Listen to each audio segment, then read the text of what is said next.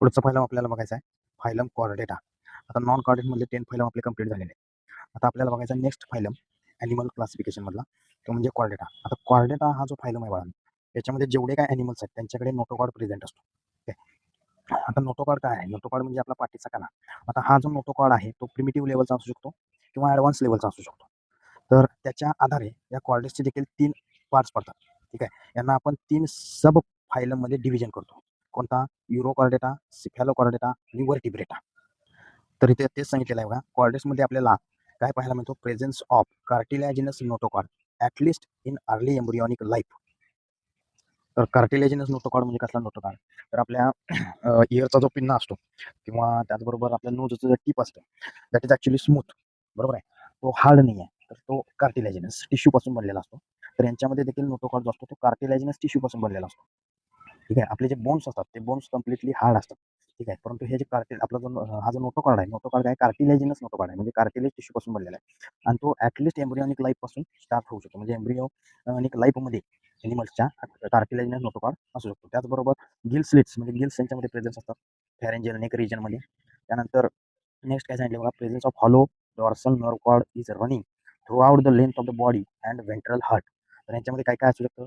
एक आहे नोटोकॉर्ड यांच्यामध्ये असणार एम्ब्रियोनिक स्टेजला. त्यानंतर गिल्स असू शकतात रेस्पिरेशनसाठी फॅरेंजियल रिजनमध्ये. त्यानंतर नर्व कॉर्ड यांच्यामध्ये प्रेझेंट आहे, जो बॉडीच्या थ्रू आउट द लेंथ हा रन होतो. हॉलो असतो, पोकळ असतो आणि डॉर्सल असतो. डॉर्सल नर्व कॉर्ड का म्हटलेलं आहे? कारण तो बॉडीच्या डॉर्सल साईडला प्रेझेंट असणार आहे. जसं आपल्या पाठीचा कणा बॉडीच्या डॉर्सल साईडला पाठीमागे आहे, सेम तसं. त्यानंतर हार्ट यांच्यामध्ये असणार आहे व्हेंट्रल साईडला. तर नर्व कॉर्ड डॉर्सल साईडला आणि हार्ट जे आहे ते व्हेंट्रल साईडला प्रेझेंट असणार आहे. आता कॉर्डेट्समध्ये 3 सब फायलम जे आहेत, त्यातला पहिला सब फायलम आहे युरोकॉर्डेटा, ज्याला आपण ट्युनिकेटा असं देखील म्हणतो. एक्झाम्पल्स कोणते दिलेले आहेत? हार्डमेनिया आहे, साल्फा आहे, डॉलिओलम आहे. तर these are the some examples of Urochordata और ट्युनिकॉर्डेटा. आता यांचे काही कॅरेक्टर्स आपल्याला बघायचे आहेत. काय सांगितले बघा, they are also called as tunicates or ascidians. आता ट्युनिकेट्स किंवा ॲसिडियन्स असं का म्हटलेलं आहे?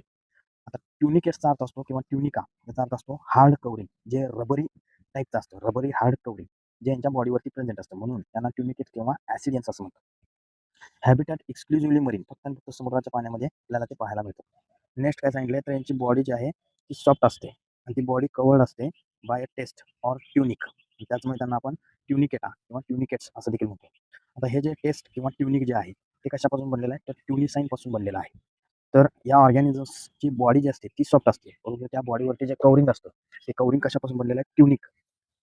कवरिंग जे असतं त्याला ट्युनिक म्हणतात आणि ते बनलेलं आहे ट्युनिसाईन सबस्टन्सपासून.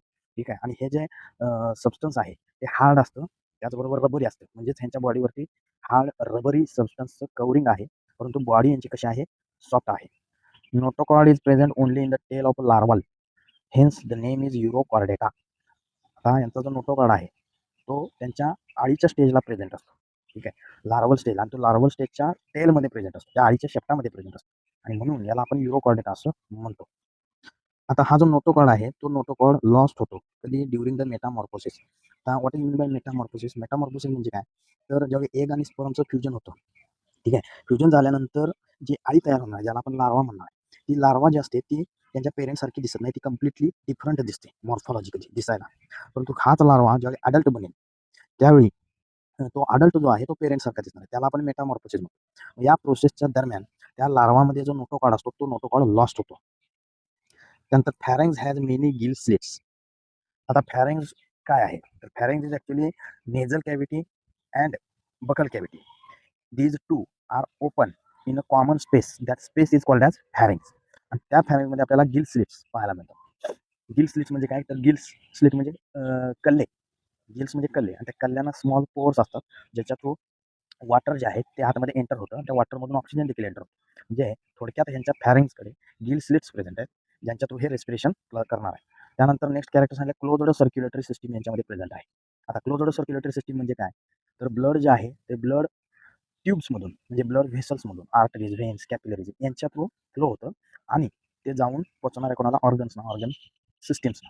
ठीक आहे. तर अशा प्रकारची जी सिस्टीम असते त्याला आपण क्लोज्ड सर्क्युलेटरी सिस्टीम म्हणतो, ज्याच्यामध्ये blood is circulated through out the body via blood vessels. Development is indirect, म्हणजेच मेटामॉर्फोसिस. जे मगाशी मी तुम्हाला सांगितलं की एग आणि स्पर्मचं फ्युजन झालं की त्याच्यापासून लार्वा प्रोडक्शन होतं आणि ते larva is completely different okay than the parent morphologically. आणि तोच लार्वा ज्यावेळी अडल्टमध्ये कन्वर्ट होईल तो अडल्ट जो आहे तो त्या पेरेंट सारखा दिसणार आहे. म्हणजे एक स्पर्मचा ह्याला म्हणायचे इनडायरेक्ट. आता डायरेक्टमध्ये काय होतं की जे बेबी तयार होणार आहे त्याला आपण लार्वा नाही म्हणणार, बेबीच म्हणणार किंवा ऑफस्प्रिंग म्हणणार. का? कारण ते पूर्णपणे आपल्या पेरेंट सारखं दिसतं म्हणून ते झालं डायरेक्ट प्रोडक्शन. आणि इनडायरेक्ट म्हणजे काय, लार्वल स्टेजमध्ये असते आणि तो लार्वा ज्यावेळी अडल्टमध्ये कन्वर्ट होईल तो अडल्ट जो आहे तो पेरेंट सारखा दिसणार आहे. That is called as indirect development or metamorphosis. तर इथं डायग्राममध्ये तुम्ही बघू शकता हार्डमिनिया एक एक्झाम्पल दिलेला आहे. विचित्र प्रकारचे हे ॲनिमल्स आहेत बघू शकता तुम्ही. ॲसिडिया हा पण एक एक्झाम्पल आहे, मरीन आहे, फक्त समुद्राच्या पाण्यामध्ये सापडतात. त्यानंतर नेक्स्ट सब फायला जो आहे कॉर्डेटमधला तो आहे सिफॅलो कॉर्डेटा. आता एक्झाम्पल्स कोणकोणते दिलेले आहेत? Branchiostoma which is also called as amphioxus or lancelet. तर मगाशी आपण युरो कॉर्डेटामध्ये बघितलं की नोटोकॉर्ड प्रेझेंट आहे, but the notochord is present only in the tail region of larva. But हा जो सिफॅलो कॉर्डेटा आहे यांच्यामध्ये जो नोटोकॉर्ड असणार आहे that notochord is present through out the life. Okay and through out the length of the body and present through out the life. म्हणजे यांच्या संपूर्ण लाईफमध्ये जन्मल्यापासून मरेपर्यंत यांच्यामध्ये नोटोकॉर्ड प्रेझेंट असणार आहे आणि तो पूर्ण बॉडीमध्ये प्रेझेंट असणार. थ्रू आउट द म्हणजे जेवढी बॉडीची लेंथ आहे तेवढ्या लेंथचा नोटोकॉर्ड यांच्यामध्ये प्रेझेंट असणार आहे. कॅरेक्टर्स काय सांगतो आपण त्याचे? तर बघा, एक्सक्लुझिव्हली मरीन फक्त आणि फक्त समुद्राच्या पाण्यामध्ये सापडतात. These are also called as lancelet. नाव what is mean by lancelet? पुढे दिले बघा, लँडस्लेट म्हणजे काय, स्मॉल फिश सारखे हे ॲनिमल्स आहेत that rarely exceed 5 centimetre in length. त्याचा अर्थ काय रे, तर जे स्मॉल फिश सारखे दिसणार आहे आणि ज्यांची लेंथ जी आहे ती फक्त 5 सेंटीमीटर आहे एवढे ते स्मॉल आहेत. ठीक आहे, तर त्यांना आपण काय म्हणतो, लँडस्लेट असं म्हणतो. तर इथं तुम्ही बघू शकता हा जो आहे लँडस्लेट. ठीक आहे, सिफॅलो कॉर्डेटा लँडस्लेट. लँडस्लेट म्हणजे काय, तर त्याची बॉडी जर का तुम्ही बघितला त्याची बॉडी अतिशय स्मॉल आहे. लेंथ त्याची किती आहे, 5 सेंटीमीटर ओनली. आणि हे स्मॉल एकदम फिश सारखे दिसतात, त्यांना आपण लँडस्लेट असं म्हणतो. Lancelets are partly lived buried in a soft marine sediment. आता याचा अर्थ काय, तर हे समुद्राच्या पाण्यामध्ये राहतात. तर समुद्राच्या पाण्यामध्ये जिथं जिथं सॉफ्ट पाड दिसतो समुद्राच्या पाण्यामध्ये, जिथं एकदम मऊ वाळू वगैरे असते त्याला आपण सेडिमेंट असं म्हणणार. ठीक आहे, आणि त्या मऊ सॉफ्ट जागेमध्ये ते काय करतात, बरीड बरीड म्हणजे बी करून राहतात. ठीक आहे, तर नोटोकॉर्ड जर का यांचा बघितला तर थ्रू आउट द लेंथ आहे बॉडीच्या आणि थ्रू आउट द लाईफ देखील, म्हणजे संपूर्ण लाईफमध्ये आणि त्यांच्या संपूर्ण बॉडीमध्ये हा नोटोकॉर्ड आपल्याला पाहायला मिळतो. आता या डायग्राममध्ये जर का तुम्ही बघितला तर यांच्या बॉडीवरती आपल्याला मसल्सचे ब्लॉक्स पाहायला मिळतात. मी इथं हायलाईट करतो बघा, इथे मायोटोमियल मसल्स. मायो म्हणजे मसल्स लक्षात घ्या. तर यांचे जे बॉडी आहेत या बॉडीवरती आपल्याला हे मसल्सचे छोटे छोटे ब्लॉक्स दिसतात, त्याला आपण मायोटोम्स असं म्हणतो. ठीक आहे, तर their body is covered by myotomial muscles. So these are myotomes. त्यानंतर गिल स्लिट्स यांच्या मध्ये प्रेझेंट आहेत रेस्पिरेशनसाठी. गिल स्लिट्स म्हणजे ओपनिंग, गिल्सच्या इथं ओपनिंग असतं, पोर्स असतात, त्यांना आपण गिल स्लिट असं म्हणतो रेस्पिरेशन करण्यासाठी. तर ते सांगितलं बघा, मायोटोम्स आर प्रेझेंट. मायोटोम्स म्हणजे काय, मसल्सचे ब्लॉक्स जे आता आपण बघितलं. त्यानंतर पुढं post anal tail is present.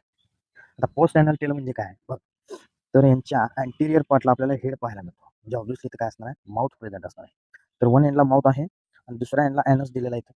ठीक आहे, आता पोस्ट ॲनल म्हणजे ॲनस नंतर आपल्याला टेल पाहायला मिळतो म्हणून त्याला आपण म्हणतो पोस्ट ॲनल. तर ॲनसच्या आधी असेल तर त्याला प्री ॲनल म्हणायचं. ठीक आहे, तर यांचा जो टेल आहे तो कुठे आहे, ॲनसच्या नंतर प्रेझेंट आहे. ठीक आहे, म्हणून अशा यांना काय म्हणायचं, post anal tail is present. तर यांच्याकडे पोस्ट ॲनल टेल हा प्रेझेंट असतो. तर कळालं असेल तुम्हाला पोस्ट ॲनल टेल म्हणजे काय. ॲनसच्या नंतर यांच्याकडे टेल आहे म्हणून त्याला म्हणायचं post anal tail. Blood is without pigment. ज्यांच्या ब्लडमध्ये कोणत्याही प्रकारचं पिगमेंट नाही आहे, जसं आपल्यामध्ये हिमोग्लोबिन पिगमेंट आहे ज्याच्यामुळे आपल्या ब्लडचा जो कलर असतो that is red in colour. Okay, तर यांच्यामध्ये तसं ब्लडमध्ये कोणत्याही प्रकारचे पिगमेंट जे आहेत ते प्रेझेंट नाही आहेत, विदाउट पिगमेंट आहे ब्लड. म्हणजे यांचं ब्लड जे आहे ते कलरलेस ब्लड असणार आहे. तर इथं तुम्ही डायग्राममध्ये पाहू शकता नोटोकॉर्ड, सिफॅलो कॉर्डेटामध्ये नोटोकॉर्ड जो आहे तो थ्रू आउट द लाईफ आहे आणि through out the length of body आहे. ठीक आहे, कंप्लीट बॉडीमध्ये नोटोकॉर्ड आहे. त्यानंतर नर्व कॉर्ड देखील आहे जो डॉर्सल हॉलो नर्व कॉर्ड आहे. डॉर्सल म्हणजे बॉडीच्या डॉर्सल साईड, हॉलो म्हणजे काय, पोकळ, आणि नर्व कॉर्ड म्हणजे काय, न्यूरॉन्सचा बंच, त्याला आपण नर्व कॉर्ड म्हणतो. भरपूर न्यूरॉन जर का एकत्र आले तर एक कॉर्ड लाईक स्ट्रक्चर बनतं, त्याला आपण नर्व कॉर्ड म्हणतो. So nerve cord nervous system आहे यांच्याकडे, ती कशापासून बनलेली आहे, डॉर्सल नर्व कॉर्ड म्हणजे डॉर्सल साईडला प्रेझेंट असणारा नर्व कॉर्ड. फॅरेंज देखील आहेत, फॅरेंज यांच्याकडे प्रेझेंट आहे. फॅरेंजवरती गिल स्लिट्स ओपनिंग्स पाहायला मिळतात, त्याच्या थ्रू रेस्पिरेशन करणार आहेत. त्यानंतर मायोटोम्स पाहायला मिळतात, मसल ब्लॉक्स यांच्यामध्ये पाहायला मिळतात. ॲनस प्रेझेंट आहे आणि इकडे माउथ प्रेझेंट आहे. ठीक आहे, आणि ॲनसच्या नंतर कॉडल फिन प्रेझेंट आहे म्हणजे टेल प्रेझेंट आहे. तर याला म्हणतो आपण पोस्ट ॲनल डेथ. तर ही अँटीऑक्सिडची डायग्राम तुम्ही पाहून घ्या.